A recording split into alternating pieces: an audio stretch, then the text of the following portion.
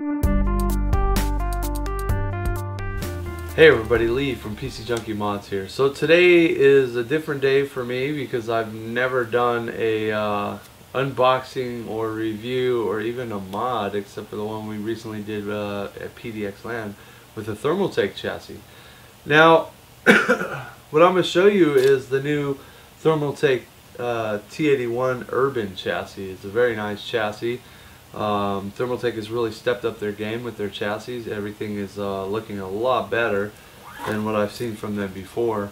So I'm going to go ahead and give you a good look at the chassis, and we will see what we think. So I'm going to go ahead and spin the chassis around so you guys can get a good look at the chassis. Looks very nice. It's got a nice piano door on the side here. You can actually take it, and there's a little push open here at the bottom. There's a button that actually releases both doors. So they both open up like that. Very nice feature. We'll get into the inside here in a minute. And here's the back area. Plenty of I/O expansion here. 8 total keys to the door. Rear fan. Some venting on the back, a slide lock type of setup for your I/O or expansion cards, and then nice clean back area. And also on the front you see there's venting here on the side, and then more venting on this side over here. And then also it has a nice big door on the front here with removable fan filters. There's 2 of them. Nice feature, very simple to remove. And then also on the front for the door, you could actually remove the door. I assume here, if I can get my finger on the dealio here. Yes. So the door actually comes off if you wanted to take it off and, I don't know, make modifications to it or whatever you're gonna do. Or if you just don't want the door. Some people aren't into doors. Goes back on pretty easy. So on the top of the chassis we have plenty of stuff going on up here. We have a fan controller. It has the high button here and then a low button. There's a reset button. There's the hard drive LED right here, and then there's a power button here. We also have a mic, headphone, 4 USB 2.0s, and then 2 USB 3.0s. And then also right behind all the front port stuff we have a removable top mesh filter. So just with the push of the finger, comes right off. Very simple. Has nice little mesh in there, and you can easily clean this. And then you can see right here it has the whole top area. So as far as the top goes for the fan support, the front and the top pretty much support the same exact configuration. The top supports 2 200mm fans or 3 120mm fans, even 2 140mm fans. So there's quite a bit of different configurations you can do for the front and the top. As far as the radiator support, it does say it supports a 420 rad, which is 340mm fans. So I'm not quite sure why the fan support says it only supports 2 140s, but it says it supports a 420 rad. So I'll have to look into that. I may have to test that out and check with 340mm fans and see what happens, because it's saying the same exact configuration for the front: 2 200s, 3 120s, or 2 140s. So that's quite a bit of fan space to be able to put 2 200mm fans in the top and in the front. So that's pretty awesome. So anyway, so moving on to the back for cooling also. So you can put a 140mm fan here or a 120mm fan. Alright, so let's move around to the front side here. So, well, the window side. So like I showed you earlier, there's a lock here in case you want to lock the door and keep both your doors closed. They both open pretty easily.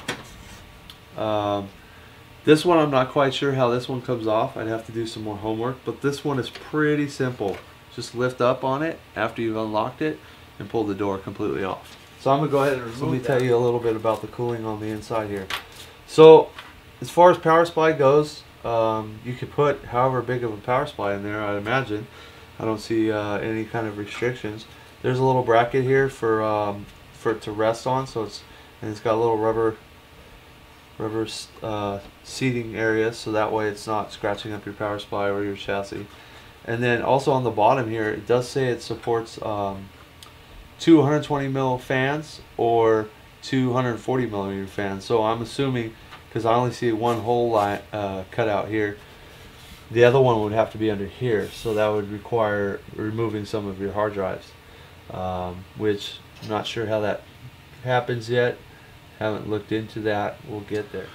Okay, so as far as hard drives go, it does support 8 hard drives that are completely modular. Around the back side there's some thumb screws, and then I also noticed earlier that there's 2 5 1/4 drives up here.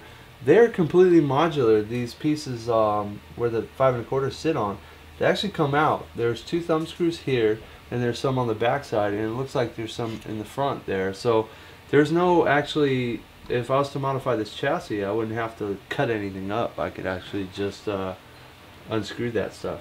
So it does support ITX, micro ATX, full ATX, and XL. So as far as motherboard's layout is, it's got plenty of grommets for wire management, a lot of those going on. And as you can see right here, this has like a spot that pops out, so it brings for a nice room behind the hard drives. So if I flip it around here, you'll see there's plenty of space back here. There's not a lot of space right here, but with the door on, the door has a pop out in it. It makes for easy wire management, being that the panel's not flat. If the panel was flat, there would be no wire management in here. Because as you can see just by looking at this right here, there's literally only a 1/4 inch from this wall to the back of the motherboard tray. With the door has a pop out of, there's about a 1/2 inch clearance in the door. So I mean, total you get about 3/4 inch clearance for wire management and stuff. Also on the back here, you'll see that there is a fan controller. This is wired into the top where I was talking about earlier, the high and the low fan controller. You can also see all the grommets here. There's plenty of grommets everywhere. There's some clips to run your wires behind. There's one up here in the top corner. There's a couple here. And then all these, there's also one right here. So all these screws right here, these thumb screws, are for your hard drive bays. So you could actually, there's 2 screws at the bottom here, and then I think those 2 screws would remove pretty much the whole hard drive rack. So those 2 screws, I'm sure there's more than 2, but just to give you an idea, to pull out the hard drive cages, just undo all those screws and slide them out. There's plenty of clearance for your wiring and stuff like that here in the back. So that is a nice feature. And then as far as the wires, we talked about what wiring we had. There's also a Molex for the Molex power, probably for the fan controller. And then also there is a fan filter. I'm not sure. Here it is. So let's see if I can get it out of here. This fan filter covers pretty much the whole bottom. I know it comes out, I just don't know how. I think it's okay. Fumbleitis. There we go. So, but this is a long filter that covers the whole bottom area. So that's, instead of having 2 filters, and there's a little cutout area in between the feet. You just slide it back in there. Another thing that I noticed here is this cage here. Wasn't quite sure what it was. I actually looked it up.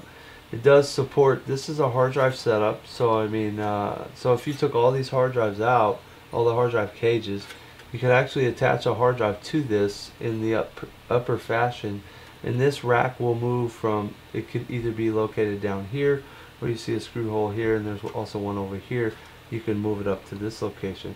It does support 2.5 or 3.5, and all these also support 2.5 or 3.5. I know that was something that I did not mention when I was talking about the hard drives, so I figured I'd go back and talk about that. So I think that pretty much wraps it up as far as the look. I didn't mention you got your little grommets back here also for water cooling. I'm still yet to see somebody actually do that and make it look good, but hey, whatever works for you. So that pretty much wraps up my first look at the T81 Urban chassis from ThermalTake. I really like it. It looks really good. I can't wait to put a build in it and do some full water cooling. It supports quite a bit of radiators, so I mean, I don't really see an issue with using any kind of radiator in here. The clearance from the motherboard to the top where the radiator would be at, it looks like there's enough clearance for some of the bigger radiators up to probably I don't know, shoot, I can't even think of a radiator that thick. So I know that EK makes some 62mm radiators, but I'm pretty sure that, you know, it'll support that. So anyway, so thanks for watching my video. Until next time.